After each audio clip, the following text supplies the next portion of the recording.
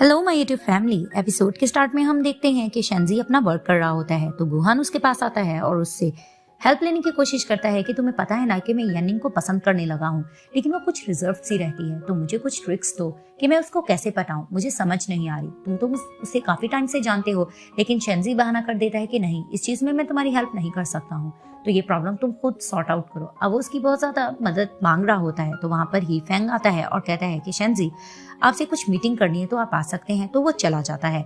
अब शेंजी बैठा हुआ होता है तो अचानक से वो यनिंग की आवाज सुनता है। वो कहती है कि गुहान ब्रदर, मेरी बात तो सुनो, क्योंकि चाइना में ब्रदर बहुत खास लोगों को कहा जाता है। तभी फिर वो थोड़ा सा जेलस होता है ये बात सुनकर। तभी फिर गुहान कहता है कि तुम मुझे ब्रदर कह रही हो, तो वो उसे कहती है कि हाँ, तुम्हें अच्छा नहीं लगा, तो वो उसे कहता है कि नहीं नहीं अच्छा लगा है, लेकिन कुछ शर्म सी आ रही है। तभी फिर वो उसे कहती है कि अच्छा, मैंने तुमसे एक जरूरी बात करनी है। अब उसको कुछ बताने की कोशिश करती है तो शेंजी बहाने से आवाज लगाता है यनिंग को और उसके पास आके खड़ा होता है और उसे कहते हैं कि तुम्हें पता है ना कि नेक्स्ट शूटिंग स्टार्ट होने वाली है, तुमने मेकअप नहीं किया। तो उसे कहती है मेरा तो मेकअप हो गया है। तो उसे कहते हैं कि नहीं, तुम्हारा फेस अजीब सा लग रहा है। तो वो बहाना करके उसे अपने साथ ले जाता है। तभी वो उसे देखकर कहती है कि आखिर मसला क्या है। तो वो उसे कहता है कि जो तुम डेटिंग की बुक्स पढ़ रही थी ना, वो मैंने सारी फेंक दी है। तभी वो कहता है कि ब्रदर गुहान, हाँ, इस दुनिया में तुम्हें पता है ना कि हर आदमी भरोसे के काबिल नहीं होता, तुम हर एक पे नहीं इस तरह से ट्रस्ट कर सकती।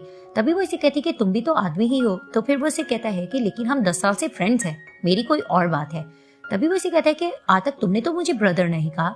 तो इसे कहती है कि अच्छा, तो तुम ये चाहते हो कि मैं तुम्हें ब्रदर कहूँ, लेकिन मैं तुम्हें डेट नहीं कर रही। तभी फिर वो इसे कहता है कि मेरे कहने का ये मतलब नहीं है, बस मैं तुम्हें ये कह रहा हूँ कि अगर तुम कन्फेस करना भी चाहती हो तो तुम्हें थोड़ा सब्र करना चाहिए, इतनी बेसब्री क्यों हो रही हो। तभी वो इसे देखकर कहती है कि तुमने आज तक किसी को कन्फेस नहीं किया ना, इसीलिए तुम ऐसा कह रहे हो। और वो चली जाती है। तो वो पीछे से कहता है कि माना कि मैंने कभी कन्फेस नहीं किया, लेकिन मैं तुमसे ज्यादा एक्सपीरियंस रखता हूँ।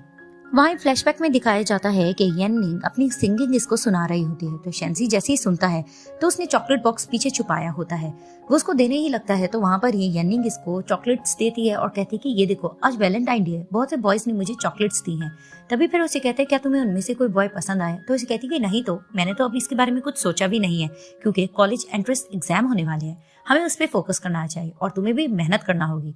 तभी फिर वो कहता है ठीक है, और वहां पर ही दिखाती है कि ये टेबल पे उसके लिए लव लेटर लिख रहा होता है और यही प्लान करता है उस लव लेटर को जार में डाल के कि जब कॉलेज एंट्रेंस एग्जाम हो जाएंगे तब मैं अपनी फीलिंग का इजहार करूंगा। तो दिखाया जाता है कि कॉलेज एंट्रेंस एग्जाम्स हो जाते हैं, अब ये लोग गेमिंग कर रहे होते हैं।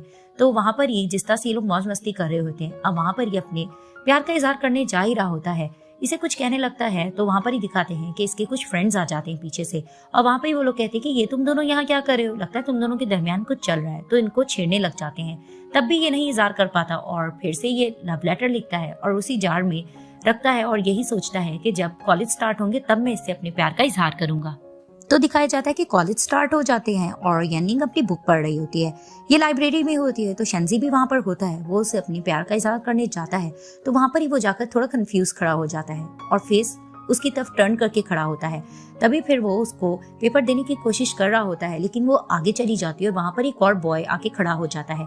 तभी फिर वो लव लेटर एक बॉय को दे देता है और उसका फेस पीछे की तरफ होता है। तो अचानक से जैसे ही वो देखता है कि वहां पे तो बॉय खड़ा है और यनिंग जा चुकी है, तो वो उससे पेपर लेता है और उसके पीछे भाग जाता है। तो दिखाया जाता है कि यनिंग अपनी गिटार लेकर जा रही होती है और शेंजी हाथों में फूलों के बुके पकड़ के पीछे पीछे उसके आ रहा होता है कि मैं उससे प्यार का इजहार कर दूंगा। अब वो जैसे ही पीछे से उसके करीब जाता है तो अचानक से यनिंग अपने डैड को पुकारती कि डैड आप आ गए। तो जैसे ही शेंजी देखता है उसके डैड हैं तो वो वहां से भाग जाता है और फूलों के बुके लिए वो वहां पर ही खड़ा रह जाता है कि मैं किस तरह से इजहार करूं। तभी फिर दिखाते हैं कि ये दोबारा से एक और लव लेटर लिखता है और उसी जार में रखता है और यही सोचता है कि मैं एक परफेक्ट टाइमिंग का इंतजार करूंगा और मैं अच्छे से अपने प्यार का इजहार कर पाऊंगा। अब नेक्स्ट डे शूट होता है और फेंग यही अनाउंस करता है कि आज यनिंग और गुहान की थर्ड डेट है। तो देखते हैं कि इनके दरमियान रिलेशन कैसा रहेगा। तो दिखाया जाता है कि यनिंग और गुहान आपस में मिलकर लेड लाइट्स को ठीक करके लगा रहे होते हैं। तो वहां पर ही शेंजी थोड़ा अपसेट बैठा होता है, क्योंकि यनिंग ने इससे यही कहा होता है कि नेक्स्ट लोकेशन पर वो अपने प्यार का इजहार करेगी। अब वो इन चीजों को लेकर थोड़ा अपसेट होता है और ये दोनों ऐसी लाइटनिंग लगा रहे होते हैं। तो जैसे ही यनिंग लाइट लगा रही होती है तो अचानक से इसका पाँव स्लिप होता है, ये गिरने लगती है। तो गुहानी से बचा लेता है और अपनी बाहों में ले लेता है। तो जिस तरह से ये इसकी बाहों में होती है, ये दोनों एक दूसरे को देख रहे होते हैं और वहां पर ये शेंजी ये सब कुछ देखता है तो वो थोड़ा जेलस होने लगता है, उसे बिल्कुल भी देख के अच्छा नहीं लग रहा होता। तो वहां पर ही दिखाते हैं ये दोनों एक दूसरे को देखे ही जा रहे होते हैं। अब जिस तरह से ये लोग एक दूसरे को देख रहे होते हैं तो वहां पर ही शेंजी को अच्छा नहीं लगता और वो गुस्से से पानी पीने लग जाता है। अब जैसे ये दोनों एक दूसरे को देखते हैं तो गुहान को अचानक से याद आता है कि इसको शेंजी ने कहा था कि तुम्हें अपने आप को कंट्रोल करना चाहिए, तुम इसको बिल्कुल भी टच मत करना, ना ही अपने बाहों में लेना। तो वहां पर ही अचानक से वो इसको नीचे गिरा देता है। तो जैसे ही वो गिरती है तो शेंजी बचाने के लिए जा रहा होता है तो फेंग होता है कि नहीं बॉस, आप मत जाए, फिलहाल इनकी शूटिंग चल रही है। तो वो वहां पर रुक जाता है। अब गुहान येनिंग से यही कहता है कि आई एम सॉरी, ये अचानक से हो गया, मुझे पता नहीं चला, तुम्हें चोट तो नहीं लगी? तो वो कहती इट्स ओके। तभी वो उसे कहता है चलो ठीक है, मैं तुम्हारी हेल्प करता हूँ। अब उसको उठाने लगता है तो अचानक से वो दोबारा गिरती है। तो उसे कहता है क्या हुआ? तो वो कहती मुझे लगता है कि मेरे जख्म हो रहा है। तभी फिर वो थोड़ा कंफ्यूज हो जाता है। वो यही सोचता है कि मैं इसको उठाऊं या ना उठाऊं। अब वो कंफ्यूज बैठा होता है। तो वहां पर ही येनिंग अपने बाजू को खोलती है कि ये इसको उठा ले, लेकिन वो कंफ्यूज बैठा होता है, उसे समझ नहीं आती वो क्या करे। और शेंजी इनको देख रहा होता है। तभी दिखाते हैं कि वो उसकी बाजू के अंदर से आता है। अब वो यही सोचता है कि मैं उठाऊं या ना उठाऊं। वो बहुत ज्यादा फिर से कंफ्यूज होता है, लेकिन वो उसको हेल्प लेने के लिए बाजू को खोले रखती है। तभी फिर अचानक से दिखाते हैं कि गुहान उसकी बाजू से पीछे की तरफ निकलता है और खड़ा हो जाता है।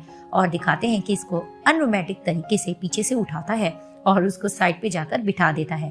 तभी वो हैरानगी से इसको देखती है। तो फिर वो उसे कहते हैं कि मैं स्प्रे अपने साथ लाया था, चलो तुम इसको लगा लो। तो वो उसको देखकर कहती क्या तुम यही चाहते हो कि मैं खुद लगाऊं? क्या ये कुछ अजीब नहीं? तभी वो उसको चुप करके देख रहा होता है। तभी फिर वो गुस्से से स्प्रे लेती है और खुद को स्प्रे करने लग जाती है। और वहां पर ही वो उसका मूड ऑफ हो जाता है और उसको घूरने लग जाती है। और ये पार्ट यहाँ ही एंड हो जाता है।